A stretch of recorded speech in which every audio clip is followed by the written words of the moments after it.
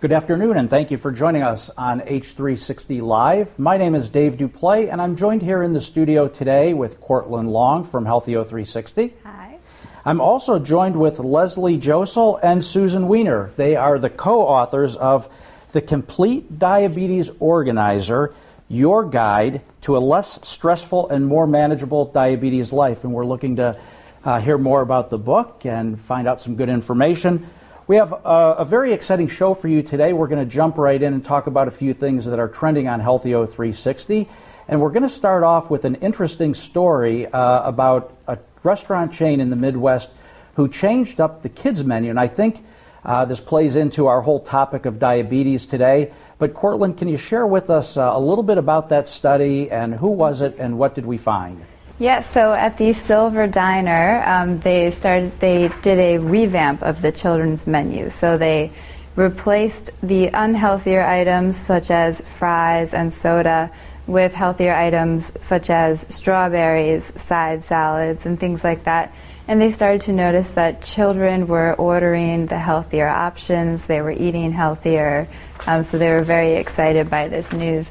And the author of this study, Stephanie Ansman-Frasca of Tufts University, she says that our study showed that healthier children's menu options were ordered a lot more often when those options were more prominent and more prevalent on kids' menus, highlighting the promise of efforts to shift the status quo and make healthier options the norm. It's very interesting. Susan, I know one of the diabetes is in children, right?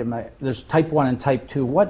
Can you give us a little information on that? This seems like it's more the change of the menu is targeting the children, and I know childhood obesity is an epidemic in the U.S., probably around the world, but what's the difference between type 1 and type 2 and diabetes? Type 1 diabetes is an autoimmune disorder that used to be called juvenile onset diabetes. Okay. So we don't use that term anymore because people can be diagnosed with type 1 diabetes later in life. So you'll see some people who are 30 years old, 35 years old being diagnosed with type 1 diabetes. But the interesting piece here, which is wonderful that they came up with this study, is that many children are being diagnosed with type 2 diabetes because of the obesity epidemic. So they're developing type 2 diabetes at 11 years old, 9 years old in some cases. So I think it's really important to offer healthier options. If children don't have healthier options, they can't choose them, right? Yeah. If they're not out there, then they can't eat them. Sure. Right. I know McDonald's played a big role in this, right? I think, you know, when you order a Happy Meal, I think you have a choice between fries and maybe fruit slices. But so what did this particular restaurant find when they made that change? Were the children happy about that? The children were happy about it. They didn't really even seem to notice the change. You know, the change was quite staggering that among the orders that they analyzed, that 70% of orders included at least one healthy side. And, you know, that's compared to 26% before. So, you know, and I think, Leslie, you can speak to this a little bit. It seems to be the organization of the menu. You know, they've taken away all the bright bubbles that say French fries. Absolutely. And what, you know, we say in my world, what you don't see doesn't exist. So for them, it's exactly what you pointed. If that's the option on the table, then, you know, children are great. And what we love about that is that they don't always remember what was in the past, or they're not thinking about the future, so it's all about now. So if that's what they're seeing, the salad or, you know, the healthy fruit, then that's what they're going to pick. Right. It's wonderful. Interesting. Courtland, where can we find more information on this? You can find more information at the American Heart Association. Great. Great. Very interesting. Thanks. Well, let's have a little fun right now for a great cause. And no, this is not another ice bucket challenge. However, we do have a lot of organizations that are going to benefit from this next thing. And we want to talk about the Walgreens Red Nose Day. And so here we are with our red noses on, and it's very exciting, and we are so delighted to be participating in this with Walgreens. But Courtland, what is Red Nose Day other than us clowning around on the set in front of our audience, our family and friends, with red noses? Tell us about it. So Red Nose Day was started in the UK about 25 years ago. It's been celebrated for 25 years, and this is the first year that Walgreens is bringing it to the U.S. And so in partnership with Duane Reade, Red Noses are being sold for $1 at Duane Reade's and Walgreens across the country.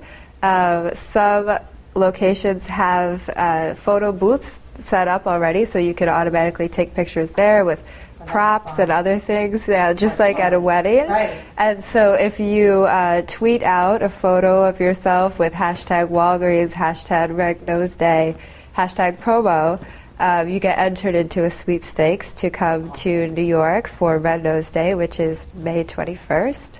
And it's in partnership with the Comedy Relief Fund.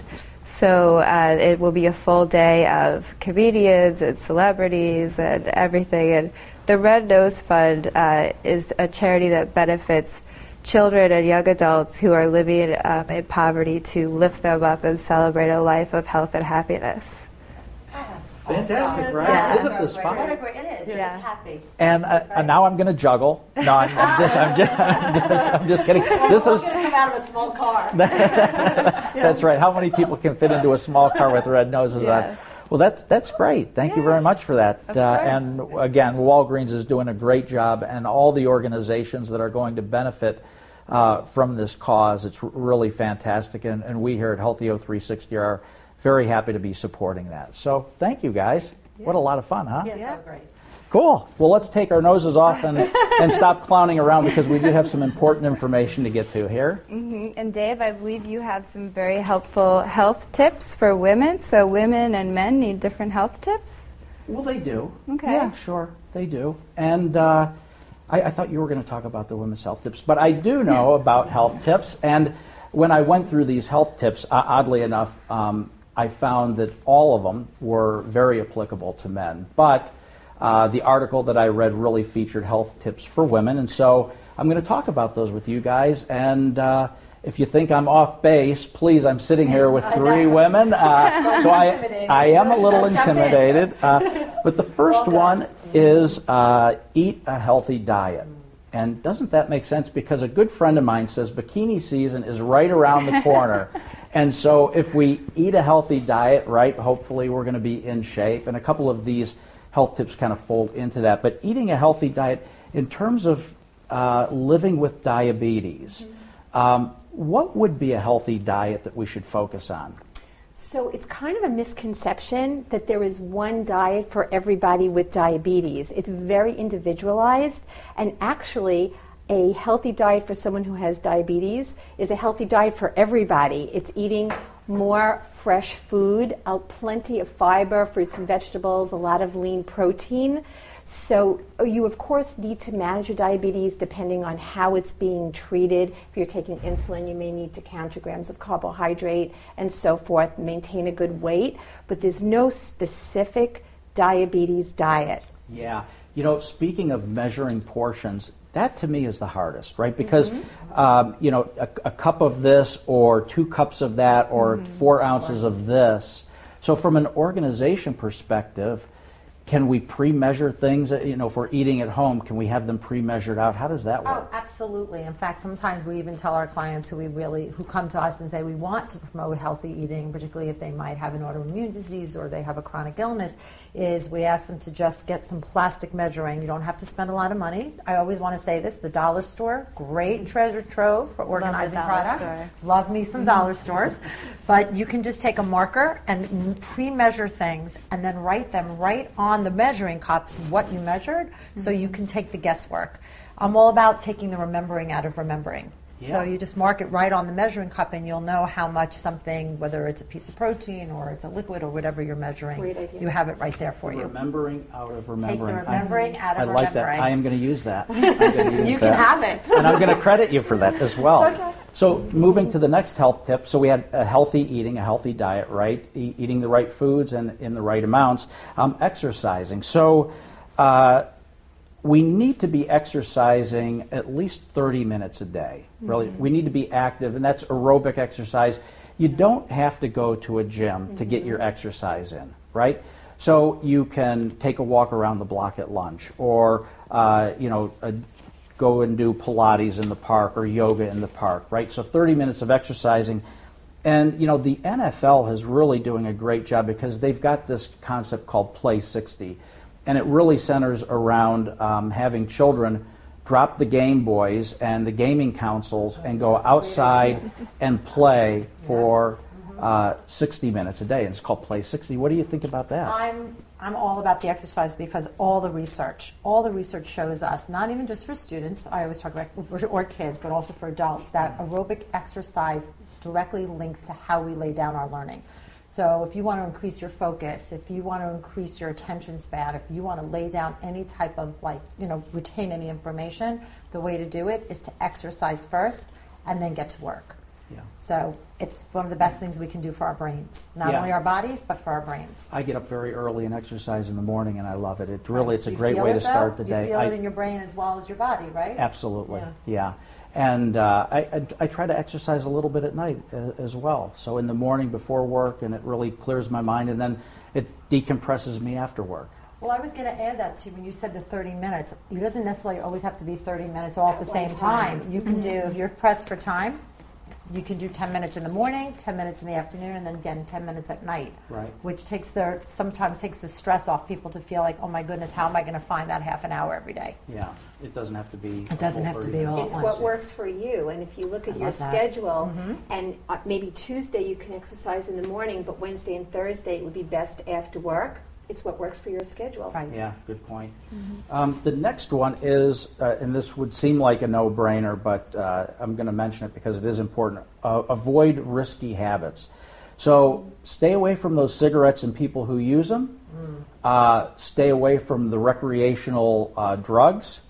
If you're going to drink alcohol, please drink it in moderation. And what is moderation? A drink is considered to be about 12 to 14 grams of alcohol. So when we're at home and we want the wine, we don't pull out the big goblet and say, one drinky. No. Why are you looking at me? I'm not looking at anyone in particular here.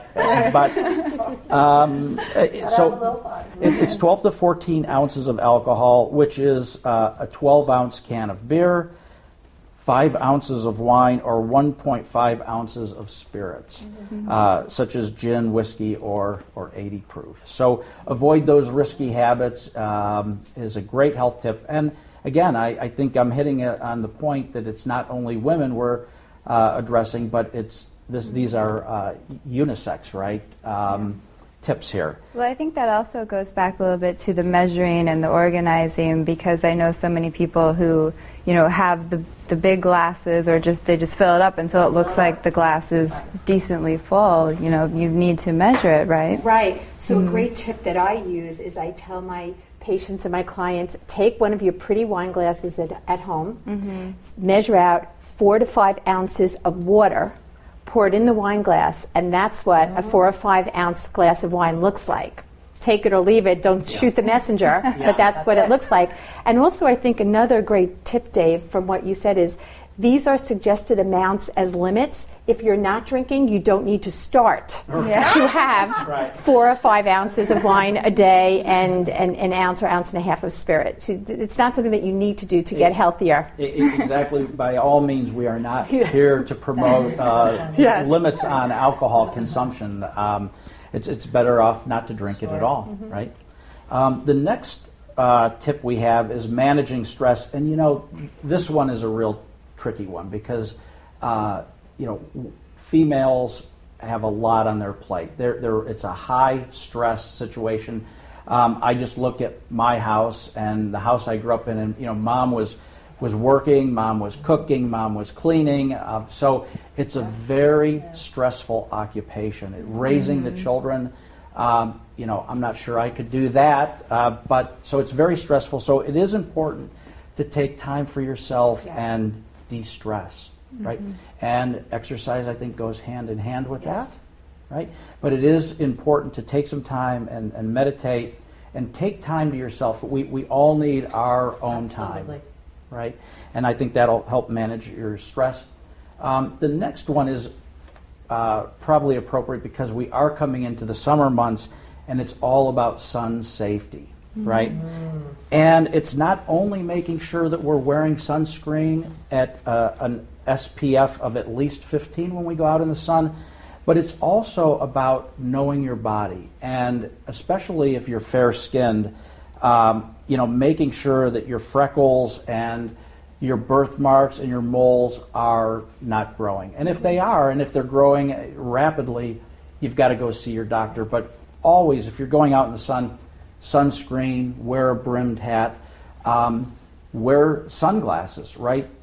Sun safety is also about the eyes. It's also about the eyes, and even in the mouth. Believe it or not, you can even get get things in the mouth too. So, and I wanted to add one more thing. It's not even just being in the sun. If you go to your dermatologist, they will say that almost your left side of your face has more sun damage than your right, because when you're driving, and also if you sit in the window seat of an airplane. If you travel a lot and you sit in the window seat of an airplane, believe it or not, you can get sun from that as well. Well, the intensity when you're flying, right, has got to be much greater than when you're on the ground. Sunscreen should be not that I'm an expert, but sunscreen should be 12 months. It should be an all year round thing. Because even when it's cloudy out, the UV rays can come right through. Yes. Yep. And last but not least, the self-tip is check yourself. And this is a real important one. And one of the things I did not know is the American Cancer Society is no longer recommending monthly breast self-exams for women. Now, they caveat that by saying, however, it still suggests as an option for women starting in their early 20s. But the important point here is for women over 40 and older, should get a yearly mammogram and get to your doctor and make sure you schedule that. And it's just like when you're 50, you should get a colonoscopy. Get the mammogram, because early detection could save your life. And so that's a real important one. And again, it's not only breast exams in women, it's also in men. So when you're in the shower, check yourself, know your body, and if you're experiencing some discomfort or some changes, then get in to see your medical professional right away.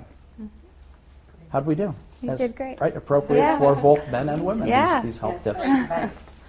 So, Leslie and Susan, thank you for coming in. So thrilled to be here. We have a lot to talk about. And Susan, I want to start with you here, just read a little bit of your credentials. You have a lot of initials behind your name. And so I'm a little intimidated here. We have we have MS, RDN, CDE, CDN. You're a renowned lecturer. You're traveling the country. You've graduated from Columbia University with honors. And I'm really happy to have you here, and co-author of our book that we're going to talk about here in a minute. So not to make me feel any less undereducated or accomplished, we have Leslie. You're an acclaimed authority on chronic disorganization and hoarding issues. And you've been on TLC's hit television show Hoarding, Buried Alive. You've been on the Cooking Channel. You're so accomplished. And again, you are the co-author of this wonderful book. I'm very interested, how did you guys with very seemingly different backgrounds come together to write this book? It's really a wonderful story. Leslie and I are friends, and I've always been an admirer of her work. So one night, Leslie was one of the professional organizers, actually the professional organizers on the Hoarding Buried Alive show. So I'm fascinated with the show. And I watched it to watch Leslie work her magic. And as I'm watching the show as a diabetes educator for the last 25 plus years, I'm always looking for ways to improve the lives of my patients who are obviously overwhelmed with a diagnosis of diabetes and everything that goes along with it. So I'm watching Leslie work with this gentleman who was actually an Elvis impersonator from Brooklyn, New York, and he was hopeless. And he was really so overwhelmed with his life. And strategy by strategy, step by step, tool by tool, Leslie helped him get more organized, decluttered, helped him with time management. So a light bulb went off, and I did a quick search, and there was no other information out there, no other books written, no articles really, on getting organized with diabetes. And I reached out to Leslie, and that's how the concept came together. Wonderful. So, Chapter 1, let's get started. So where do we start? It seems like disorganization and diabetes in and of itself can be time-consuming. Where do we start? Where do we get started? The first place that we start is making goals, and goals really are dependent on the individual situation of the person that has diabetes. Goals need to not be, ooh, I want to exercise more, to use one of your tips. That will never get done. That is too vague and not specific enough. So we started out at the beginning of the book just giving some examples of setting specific, measurable, obtainable, smart goals. That's how we got started. Very, very specific, very tangible. And more importantly, any type of goal that you want to pursue, trying to take that goal and attach it to something you're already doing is what's really going to lead you just to being more successful. So if you are already, let's say, exercising 2 days a week, if you can figure out how to attach it to that kind of schedule, you're going to be more apt to do it than if you just kind of pull it out of the air and just assign it randomly. So as specific and almost being able to take something you're already doing and attach it will only make things easier for you. Now, I have to ask, do men organize differently from women? Is that for me? Yeah. It's not for me. Yeah. So here's what I'm going to tell you. So in my world, we don't really say men versus women. Here's a great way of thinking of this. How we learn is how we organize. So if you're a dominant visual learner, but you're a dominant, let's say, auditory learner versus kinesthetic or tactile, that's how you're going to process organization information and how you're also going to time manage. So it's more about the brain than it is about male versus female now. But the point you made about the stress in the women is that, you know, our society unfortunately almost dictates that the woman is going to be the one who's going to be the more organized one, who's going to be the detailed one. So that pressure, if you're not naturally organized, is definitely going to be there. So I like to think of it more as a learning style as opposed to a gender. Got it. So in terms of getting diabetes supplies organized, I know you've got a couple of checklists in the book. So how does that work? When you're thinking about developing your checklist, what are the most important things to consider?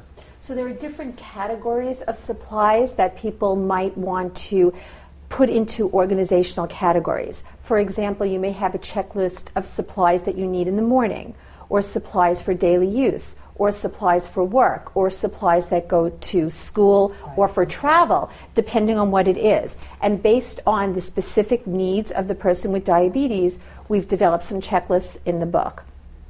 So if you're living with diabetes, and we have a couple things going on. We have medication, we have diet, we have exercise. I would think that it's important to have, and I read this in your book and was fascinated by it, a diabetes-friendly kitchen. Yes. So how do I turn my kitchen into a diabetes-friendly kitchen? As a diabetes educator, again, for, not to date myself, but over a quarter of a century. You just dated yourself. I just dated myself. You know, I'm educating my patients on carbohydrate counting and portion control, and used to be exchange lists and everything healthy in getting more fiber in, getting more lean protein in. And I think that my information is good and the patient looks very receptive, or the person I'm speaking with looks very receptive. Then why aren't they preparing healthy meals?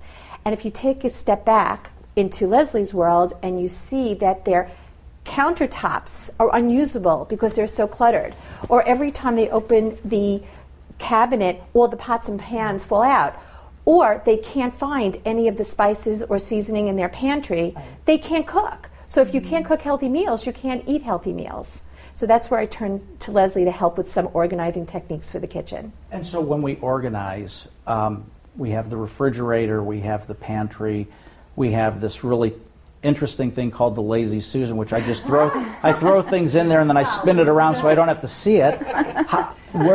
From an organizing perspective, where do we start? Okay, well, there's general rules of thumb. And one of the things I like to tell everyone, particularly if we're focusing on healthy eating and healthy living, is you want to organize by use and not by fit. And that's by use and not by fit. So I'm going to call all of us out, because what normally happens is we all come home from the grocery store and we kind of open up our pantry or we open up the fridge and we kind of tuck things wherever we find room. Oh, look, there's a spot. And we throw in the ketchup or we throw in the cans of beans or whatever it is. But we don't want to do that, because number one, things end up in a black hole. We don't know what we own. We end up multiple buying. Things live there forever that we don't know. Science experiment. Exactly. Yeah. Absolutely, you'd be amazed.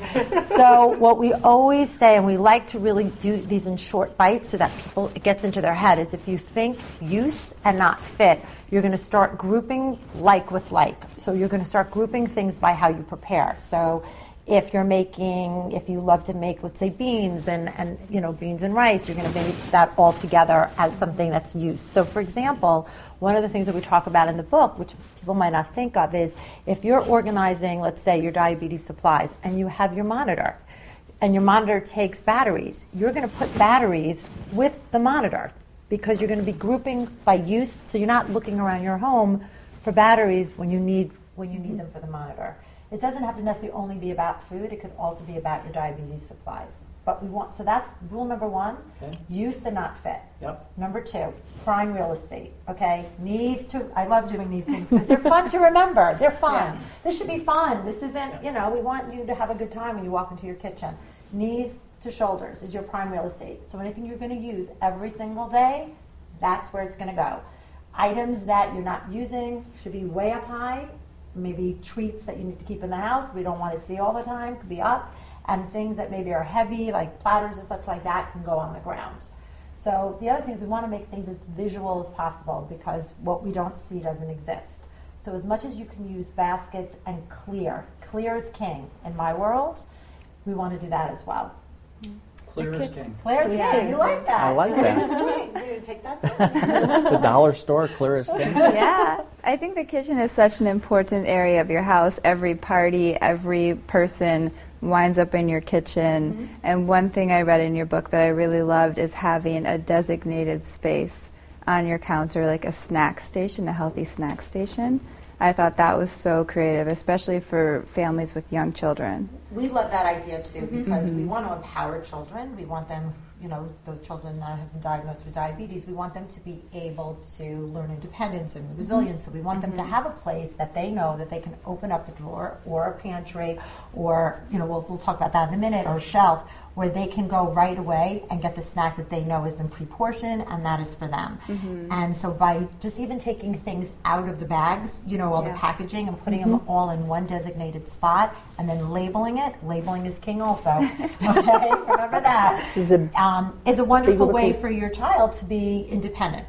And you recommend your child helping with that as well, right? Absolutely. One of the ways to get children to eat healthier is to have them involved with whether they have diabetes or they don't have diabetes, with the entire process, even keeping a shopping list, whether it's pen to paper or on an app, going food shopping, helping if they're too young to help with meal preparation, setting the table. They become very involved in the process. When I work with a young mom who is not even sitting down at the table with a child, the child they're not learning by example. Right. And so when the mom will say, eat your broccoli, the child will say, why? You're not eating your broccoli, and you're eating standing up over the sink. Yeah. So really setting an example, and we know that family dinners are one of the, if not the most important, and by family, it's whatever your definition is with a family, but just eating together with your children helps them improve their nutrition habits more than anything else. I want to also say one more thing, particularly going even back to supplies. Also, when we work with families, the first thing we ask them is, where do you spend your most time? Where can we set up for you what we call a command central? That's where not only like your go-to supplies are going to be, could even be where the go-to snacks are going to be, but the go-to information. And information is key, because when you've been diagnosed with diabetes, it's not only about the stuff, it's also about the paper, it's the information, the numbers, any information you need.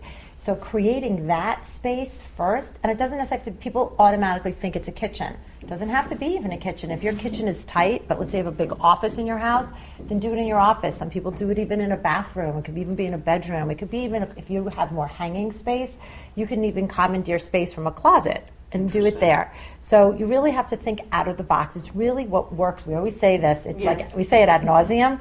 It's what works for you. You know, you always hear about the woman who lives in the New York City apartment who you put sweaters in her stove. Why the heck not? If it works for her and that's what she's going to use it for, it's the same thing for your supplies. Now, getting up in the morning, and morning is such an important part of getting your day started, getting going, getting off on the right foot. And you have a chapter called Get Up, Get Organized, and you have in there a morning checklist, which I think is fascinating. Tell us about the checklist and why that's so important.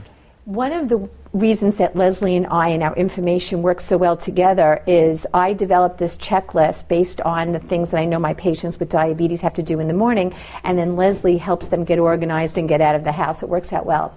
There are so many things that a person with diabetes needs to do in the morning. Check your blood sugar. If you wear a continuous glucose monitor, check that as well. Eat your breakfast, groom, get dressed. Perhaps you're taking care of pets, elderly parents, perhaps children with diabetes, children with other conditions, other things with the house, getting ready to leave for the day. There's just a ton of stuff that people have to do in the morning. Add diabetes into that, and there's another ton of stuff that you need to get done. So those precious morning minutes are paramount in the morning. And I think Leslie can share a few tips on how to add some more of those precious minutes so that you can do all the diabetes must-dos in the morning. Yeah, you know, adding minutes is so important, especially where we live here in New York, because you're out the door, you've got to catch a train, and that train doesn't wait for you. So what are some of the tips? Well, we always say if to get out the door in the morning, you need to prepare the night before. And that's because there are so many have-tos in the morning, we want to take away anything that doesn't have to be done in the morning, should be done the night before. I have clients who literally set breakfast out with vitamins and medications like already out on the counter. They take out their kids' jackets, shoes, mittens. Well, we're now in springtime, but that's what they were doing. So literally we're shaving minutes off the morning by literally walking through the night before. Every home, no matter if you're the parent that has diabetes or if you're a child with diabetes or even any home, should have what we call a launching pad. It's the one place in the home where everything that goes in and out is going to live. So you're going to think briefcases, tote bags, handbags, cell phones, gym bags, lunch bags. But what's great about it is if there's only one place in the home to look for it, again, you're going to shave off your time. But all of those things need to be done in the morning. So the only thing you're doing in the morning are your have-tos. Yeah. And I wanted to say one more thing, because what we find a lot with our clients is they do have these list of have-tos, but they haven't figured out yet how to incorporate them into their morning. Believe it or not, you have to time your tasks. Mm-hmm. That is just, you have to time your tasks, because to really understand time management and get a hold of it, you have to know how long things take you to do. Mm-hmm. So, believe it or not, getting up in the morning, maybe doing it for about 1 or 2 weeks and figuring out how long do I really spend in the shower? How long does it really take me to get one of my children up and dressed? By putting all that time together will really give you an adequate amount of time to get out the door. So you're out the door, and then you're off to work or school, or your day's started, and I found it interesting where you write in the book about managing your diabetes at work, mm-hmm. and what you need to be thinking about. And I think time management plays a lot into that. What are some of the things, because we spend an awful lot of time at work, right? Mm-hmm. And so what are some of the things during the day that we need to be thinking about if we're living with diabetes and we're in the workplace? So the idea of the launching pad, so you don't forget your diabetes-specific supplies, the ones that need to go with you every day, is important. But of course, we also want to have some kind of diabetes toolkit at work with us so that we can check our blood sugar, take our medication and or insulin as needed, take food with you if you don't have good choices where you are at work, and of course, keeping with you during the day fast-acting sources of carbohydrate that can elevate your blood sugar if you need to do that in case of an emergency. Diabetes is a very unpredictable disease sometimes. And I have an example. I have a specific patient who I've been working with for a while who is a very kind of type 1 guy. He's an accountant, attorney, and he's had type 1 diabetes for many, many years. In his late late 50s, early 60s. And one day he was telling me only a few weeks ago he was reading a paragraph and reading a paragraph and reading a paragraph, and it was not making sense. And he had, because he was in a meeting, shut off his continuous glucose monitor, so he didn't see the trend of his blood sugar dropping. His conference call went late, his meetings went late, he didn't test his blood sugar, he didn't eat.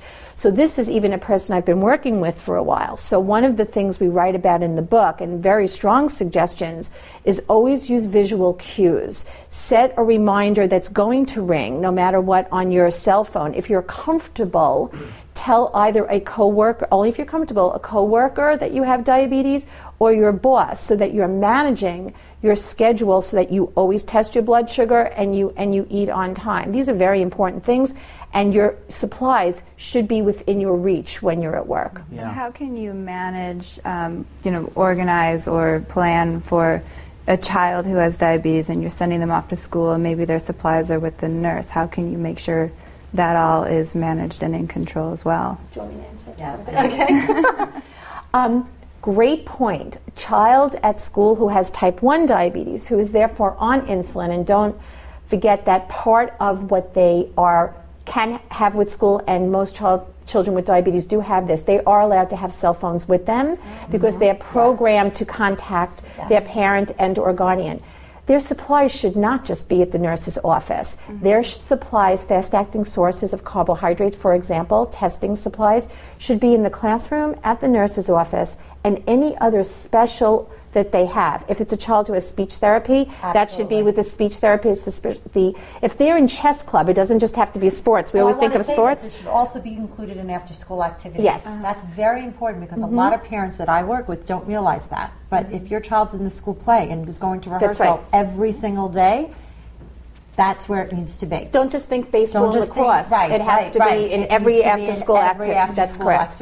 And you have to keep in mind expiration dates for all of these supplies that you've... What's a really good rule of thumb, if I can say, is that school breaks give us a natural time to, how like we all know that when we change the clocks, we should be changing our carbon dioxide monitors. Right. We use the same kind of principle when it comes to children. At every break, if a parent can go, or have the child, depending on the age of the child, pick up their supplies, bring them home, recheck them, bring them back after the break. So it's a natural way to kind of, and we do that a lot with organization and time management in general. I think I said that too in the very, very beginning of a conversation. We talk about goals. What builds habits for everyone, this is just general, is always taking something you are already doing and link it to something you're not.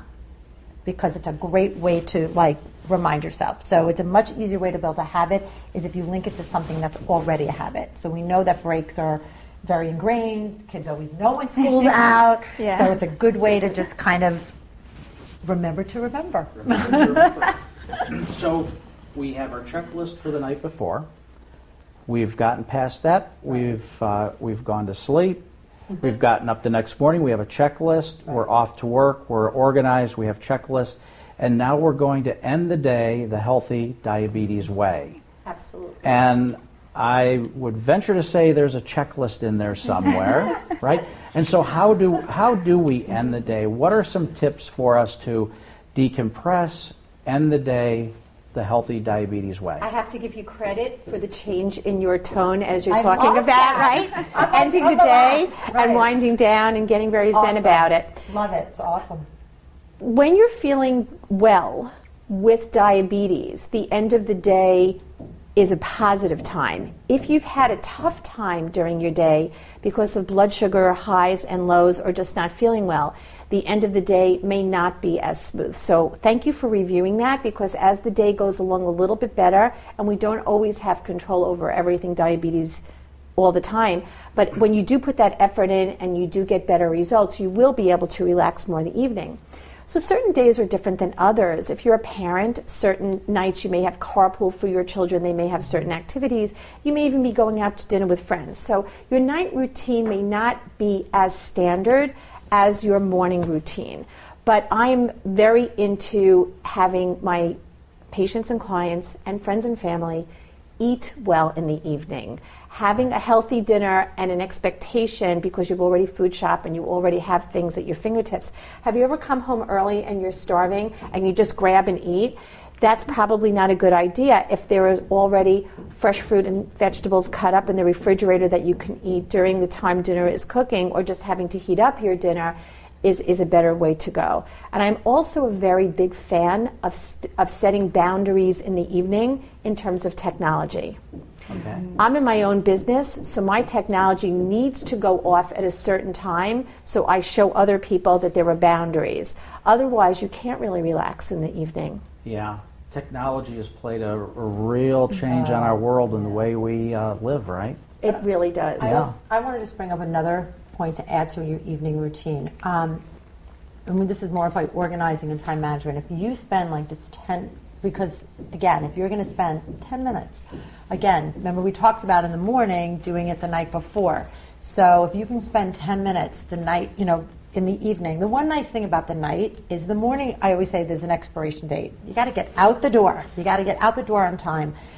In the evening, if your child goes to bed 15 minutes later or something, dinner is 15 minutes later, the world isn't going to fall apart. There's not that stress of, as there is in the morning when you're trying to get out the door. Right. So try to spend 10 minutes a day. If you are doing that consistently, it should only take you 10 minutes to just do a clean sweep of your house. Mm-hmm. Yep. Do you know what I mean? Get yourself prepared for the next day.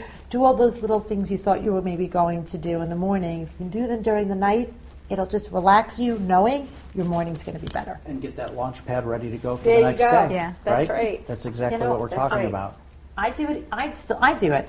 For me, I have a place in my house that everything goes that is leaving my house every morning. That's taking the remembering out of remembering, having a launching pad. Yes, very good point. Buzzwords. I love this. Now, we've talked a lot about exercise. We've talked a lot about diet. We've talked a lot about our supplies and our test strips. There's one other area, and for me, this is one of the hardest, and that's the medical paperwork and organizing our medical paperwork. And it's hard. What's the first step in getting organized around that? This is my chapter. That is your chapter. No, I know. Paperwork is really, it's funny, and you brought up such a good point early when we were talking that people kind of know their way around a kitchen and they get it and they understand it. Paperwork is like a foreign object to a lot of people, particularly now when they're getting reports and lab reports and medical information and maybe, bills from the doctors. It's very, very foreign.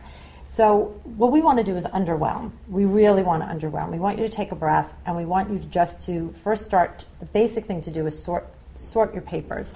And we like to do it as simply as possible and have you think in two types of categories. What's current versus what's going to be your reference. And again, a great rule of thumb, because I'm always linking, if you see there's a theme here, I'm always linking something that's unknown to a known. So when you're gathering every January or February, when you're gathering your tax papers to bring, whether you're doing it yourself or to the accountant, that's when you should really turn over your medical papers as well. So we like to think of the current should be your current year, and then everything else is reference.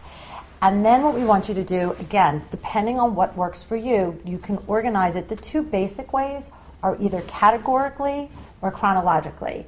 So again, depending on if you have multiple doctors, multiple labs, multiple things, you might want to do it categorically so you can easily find, your endocrinologist or the diabetes practitioner. Or you might want to do it chronologically, where then you get a natural, organic, almost like your medical history in a nice way, so you can see how things have progressed. That's the basic, easy way to just get all of that paper set up. But my biggest tip is that anything that you have to keep current, and you're going to either, let's say, a child's school for meetings, or you're going to different doctors for second opinions or what have you, is to put everything in a binder. And I'm going to keep saying it. It takes the let's all say it together. It takes the remembering out of remembering. Because if you're sitting with the doctor and he wants to see a report from a year ago, or you're at the school and they want a report you didn't think of, you don't have to remember to bring.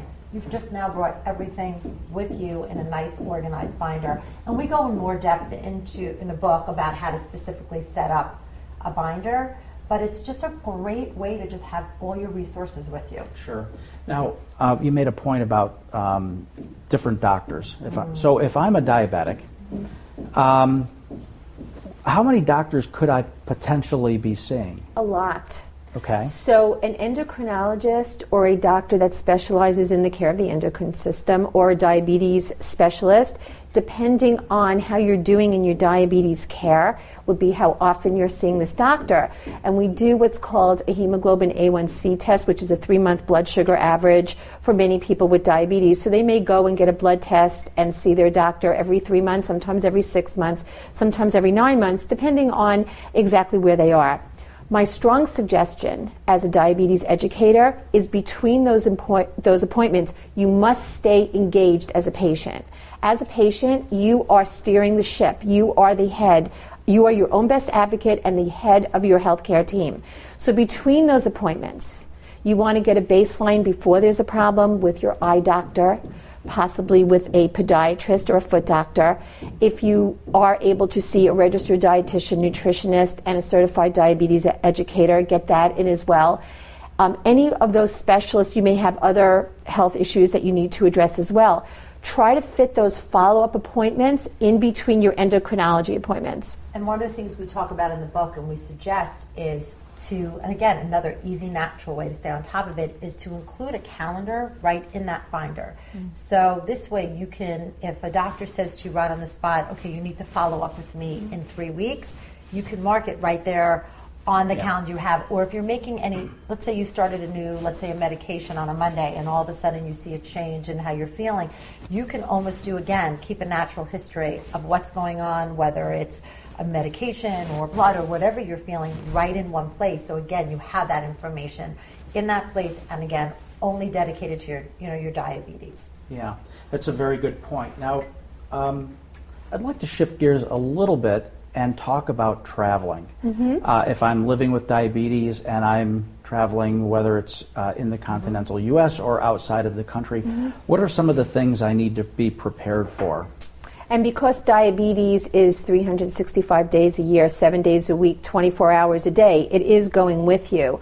If you are someone who is on an insulin pump or taking insulin or taking a whole bunch of medications, and let's not forget that you may not have diabetes alone. You may have other comorbid conditions that require other care, such as heart disease or kidney disease or something. You need to see your doctor if you're going over several time zones. I would suggest 6 weeks in advance of your travel, because depending on if you're losing time or gaining time may mean insulin adjustment in one direction or another direction. The time to figure that out is not when you're going on the plane. You want to, or the train or the bus. You want to travel with your supplies where you can reach them, not packed in your luggage, because then you can't, not even in the overhead bin where you can't get it during a flight, where you can reach them. And you want to make sure that you're traveling with at least double the amount of insulin and medications that you need. You have double the amount on hand. I've seen people lose things, spill things, layovers. Absolutely. Cancel weather related. I mean, we all know that's very Think common. about going out to dinner, and how many times have we been out to dinner where our meal has been delayed? So if you are somebody that's traveling and you take your insulin, or just even going out to dinner locally, and then your meal doesn't come, you're going to experience low blood sugar. Multiply that by 1,000 if you're traveling and there is a problem with your insulin or your medications. So always, again, I go back to the checklist that I learned from Leslie. Keep a travel checklist with you so nothing is forgotten. And the other thing we recommend as well is, we're a gadget world these days, and everybody wants things in the cloud, and everybody wants things on their tablets or phones. But you're traveling, there is many times where your battery's going to run out. If you're delayed, your battery's going to run out of juice. You might not be in a cell phone friendly. You need to also have paper backup. I'm sorry, I know I'm supposed to be an organizer, but I'm a paper girl.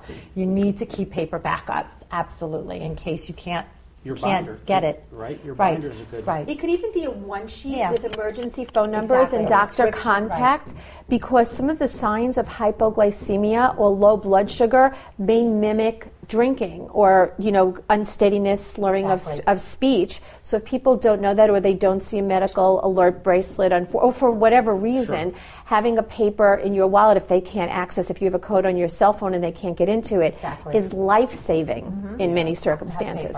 Yeah. That's a great point. Well, along the lines of traveling are the holidays. So how do you keep your diet on track in the holidays? How do you keep your organization that you just spent, the whole year and your family descends upon your house? How do you keep everything in order? That's right. Well, yeah, I was going to say the first thing I do is I invite Leslie over for the holidays. So that's it's very important to keep a schedule in terms of your eating and your medication around the holidays as best you can. And just like Leslie always says, we don't organize perfect, we organize enough. No one is perfect with their diabetes management. You do the best that you can, and you may need around the holiday time to test your blood sugar more often. Certainly not less often, but more often over the holidays because of the change in schedule. Right. Keeping up with your exercise routine and asking what the food may be wherever you're traveling is also very helpful. And I know I speak to my patients about this all the time and on the diabetes online community all the time. I don't particularly care for the diabetes food police during the holidays. Should you be eating that? That's not for, I made this as special for you. Don't have Aunt Ethel's stuffing. I made you the diabetic. It's not, nobody needs that. People know what they want to do, and they make decisions of how they want to handle things. And we need to all be very respectful of that during the holidays, because inevitably somebody will come up to you and say, oh, I don't think you should be having that, or you should be having this. So that's a very good yeah. That's a really good tip. So again, the name of the book is The Complete Diabetes Organizer, Your Guide to a Less Stressful and More Manageable Diabetes Life. And where can we find the book? It's on Amazon. It's on Barnes & Noble. All the online book outlets have it. Okay, so fantastic. A lot of information. I've read the book. It's wonderful, and all the checklists and things that come with the book is really highly recommended by us here at Healthy 360. Thank you. Before we end our show, I just want to remind everybody that this Sunday, May 10th, is Mother's Day. So for all the mothers, expecting mothers, grandmothers, great-grandmothers out there, we would like to wish you a very relaxing and enjoyable day, and I'd like to wish both of you a happy Mother's Day in advance. Thank you so much. Thank you. Well, that's our show for this week. I'd like to thank our guests Leslie and Susan for joining us in the studio today and bringing us up to speed on all the great information in your book. I'd like to thank the viewership and members at home for tuning in. I'd like to thank, certainly not least, our sponsors for making this all possible. And remember, all of our episodes can be viewed on demand anytime at healthy360.com. Healthy 360 can also be found on Facebook, Twitter, Pinterest, and please don't forget to use the hashtag #RealStories when posting. So for all of us here at Healthy 360, Cortland Long, myself, and our entire team, we would like to wish you a very happy Mother's Day for those mothers tuning in, and we look forward to seeing you again next week. The views and opinions expressed in this broadcast are those solely of the Healthy 360 hosts and our guests for this broadcast.